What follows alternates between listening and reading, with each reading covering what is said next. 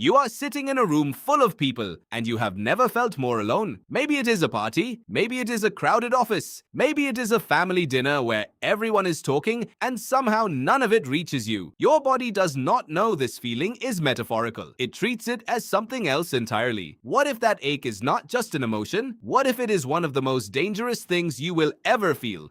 In the most literal sense your body understands. The real answer is far stranger than loneliness is sad. Your nervous system does not experience loneliness as sadness at all. It experiences it as an emergency. And once you understand why, you will never look at that quiet, hollow feeling the same way again. To understand what is happening inside you, you have to go back to a time when being alone did not just feel bad, it was a death sentence. For nearly all of human history, survival was never an individual project. A lone human on the open savanna, without a group, without allies, without anyone to watch their back while they slept, did not last long. There were predators. There were rival groups. There was the simple problem of finding enough food alone that an entire tribe could find together. Humans who wandered too far from the group, who were cast out, who lost their place in the social web, did not usually get a second chance. They died, quietly and often quickly. So evolution did something clever. It built an alarm system for social distance, the same way it built an alarm system for physical danger. Being cut off from your group did not just feel unpleasant. It felt like starving. It felt like freezing. It felt like walking toward the edge of a cliff. Your body needed a signal loud enough to make you fix the problem immediately, because in the ancestral world,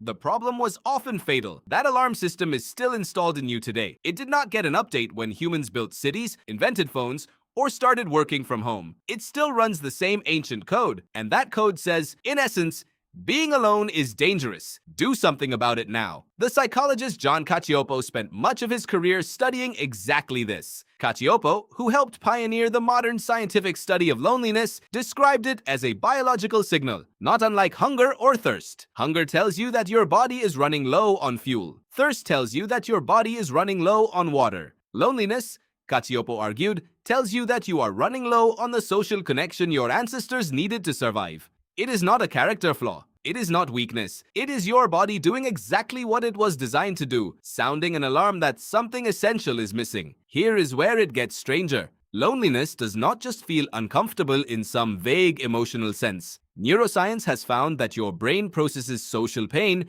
using some of the same regions it uses to process physical pain. The psychologist Naomi Eisenberger ran a now famous series of studies using a simple computer game called Cyberball, where participants believed they were playing a ball-tossing game online with other people. In reality, the other players were programmed to eventually stop passing the ball to the participant, subtly excluding them. While this was happening, Eisenberger scanned participants' brains. The region that lit up in response to being excluded, the anterior cingulate cortex, was strikingly similar to the region that activates when someone experiences physical pain. Being left out of a simple game did not just feel bad. On a neural level, it registered as something close to actual injury. Think about what that means. Your brain does not fully separate the pain of rejection from the pain of a broken bone. Both are treated, in some sense, as damage. Both trigger a response designed to make you stop what you are doing and fix the problem. When you feel excluded, ignored, or forgotten, you are not imagining an injury. Some part of your ancient wiring is registering one. But the story does not end with a single bad feeling passing through your brain. If loneliness stretches on, week after week, month after month, it stops being a passing signal and starts reshaping your entire body. This is where the research becomes almost impossible to ignore. In 2010, the psychologist Julianne Holt-Lunstad led a massive meta-analysis, pulling together data from over 300,000 participants across dozens of studies to answer a simple question: how much does social connection actually affect how long you live? The results surprised even researchers who expected loneliness to matter. Holt-Lunstad found that weak social connections were associated with an increase in mortality risk comparable to smoking up to 15 cigarettes a day. It outranked obesity. It outranked physical inactivity. Chronic loneliness, according to her analysis, was as dangerous to your lifespan as some of the most well-known health risks in modern medicine. Why would a feeling have that kind of physical power? Because your body was never built to distinguish between social threat and physical threat as cleanly as you might expect. Chronic loneliness keeps your stress response quietly activated day after day. Cortisol stays elevated, inflammation rises, sleep quality drops, blood pressure creeps upward. None of these changes happen because loneliness is symbolic. They happen because your body still believes, on some deep and ancient level, that isolation means danger, and danger means it needs to stay on alert. For your ancestors, that alert state made sense. A person cut off from the group really was in immediate physical danger, and a body flooded with stress hormones, primed and ready to react, actually improved the odds of surviving long enough to find safety or rejoin the tribe. The stress response was supposed to be short. Find the group again, and the alarm would shut off. But modern loneliness rarely resolves the way ancestral loneliness did. You are not lost in the wilderness searching for your tribe. You might be sitting in a fully furnished apartment, surrounded by neighbors you have never spoken to, scrolling through a phone full of contacts you never call. The threat your body perceives has no clear ending point. So the alarm does not simply shut off. It keeps running in the background for months, sometimes years, quietly wearing down a body that was only ever designed to sustain that kind of alert for a matter of days. This is why loneliness does not just make you sad. Over time, it can contribute to heart disease,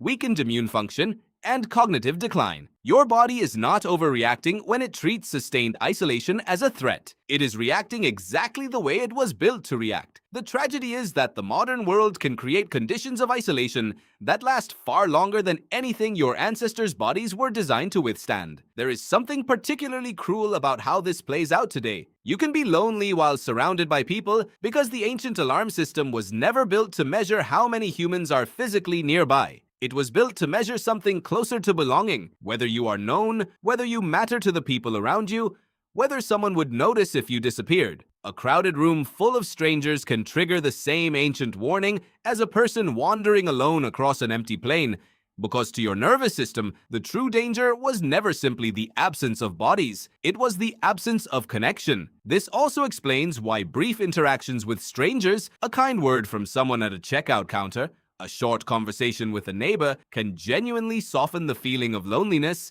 even temporarily. Your alarm system is not asking for a certain number of people in the room. It is asking for evidence that you are still tied to the social web your ancestors depended on for survival. Even small evidence can quiet the alarm, at least for a while. Understanding all of this does not erase loneliness. It will not make an empty evening feel full, but it changes what that ache actually means. It is not proof that something is wrong with you. It is proof that something extremely old inside you is still working exactly as intended, still trying to protect you the only way it knows how, by making isolation feel unbearable enough that you will act to end it. So the next time you feel that hollow, disconnected ache, even in a room full of people, you will know what your body is actually telling you. It is not being dramatic. It is not malfunctioning. It is running a warning system built across hundreds of thousands of years, one designed by a species that only survived because it never stopped needing each other. That ache you feel is not weakness. It is the oldest, most urgent request your body knows how to make. Find your people, and you will be safe again. You are sitting in a room full of people, and for the first time, you understand exactly why the silence between you and them feels louder than it should.